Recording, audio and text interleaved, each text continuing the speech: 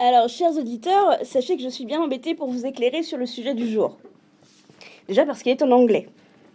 Et je suis pas sûre que Laurent Wauquiez approuverait qu'on déshonore de façon aussi nonchalante la clause Molière.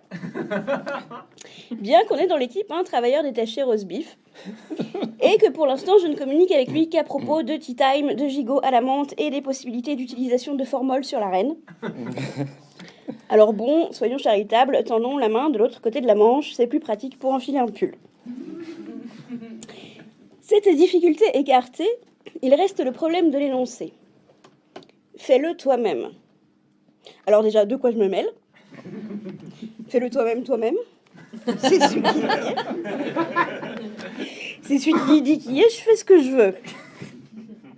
Ce qui explique qu'en général, ce soit pas grand-chose. Et puis quoi, on est encore en hiver, ce que je fais moi-même pour l'instant, c'est mon hibernation. Il fait bien trop frisquet pour faire quoi que ce soit qui ne se situe pas sous une couette.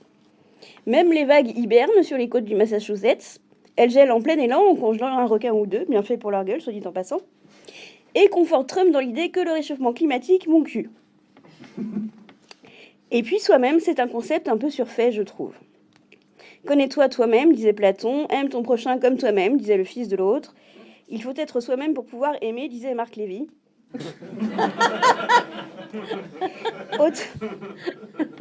Autant de démarches intellectuelles qui me laissent à penser que pour des gens qui se concentrent sur eux-mêmes, ils ont quand même pas mal de leçons à donner aux autres.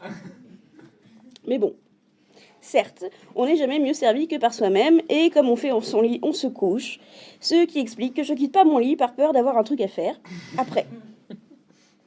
Car voyez-vous, la procrastination est un art que l'on peut do it yourself. Et là, je vous parle d'un domaine où je me connais moi-même. Mais il y a un autre domaine où j'excelle encore plus. Je sais faire moi-même mon propre malheur. Une vraie spécialiste dilettante de l'esthétique de la balle dans le pied, de l'automutilation de la dignité et des victoires à la Pyrrhus, car comme le disait Václavic, il n'est jamais trop tard pour se faire du mal. Néanmoins, en vue des derniers résultats électoraux, on dirait qu'il y a des millions de Français qui peuvent prétendre à un titre olympique en la matière. Et d'Américains, et d'Anglais, et de Turcs. Enfin, c'est le désavantage d'être doué dans une discipline à la portée du premier venu aussi.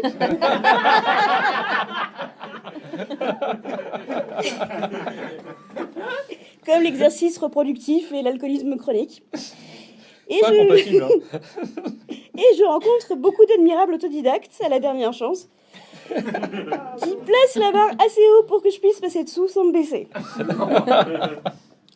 Toutefois, il me semble qu'on peut effectivement se former à faire n'importe quoi en toute autonomie, comme du scrapbooking, ou chef de l'État, comme Trump, Macron, Erdogan, Kim Jong-un ou Raoul Castro.